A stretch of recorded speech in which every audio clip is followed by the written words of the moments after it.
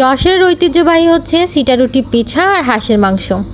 আজকে বাসায় বানিয়েছিলাম সিটারুটি পিঠা। এত সহজ এই পিঠাটা বানানো আর খেতে যা মজা, এক বসাতে মনে হয় যে কতখানি পিঠা খেয়ে ফেলবেন নিজেও টের পাবেন না। তবে আজকে আমার বাসায় হাঁসের মাংস ছিল না, আজকে খেয়েছিলাম গরুর মাংস দিয়ে। গরুর মাংস, মুরগির মাংস যাই বলেন না কেন, এই সিটারুটি পিঠা সব কিছু দিয়েই খেতে ভালো লাগে। লাল ঝোল হলেই হয়েছে। যাই হোক, আজকে সন্ধ্যার সময় এটা দিয়ে নাস্তা একদম জমে গেছে। নাস্তা কি বলবো, ডিনারই বলে ফেলি, কারণ এত পরিমাণে খেয়ে ফেলেছিলাম রাতে আর কিছু খাওয়াই লাগবে না।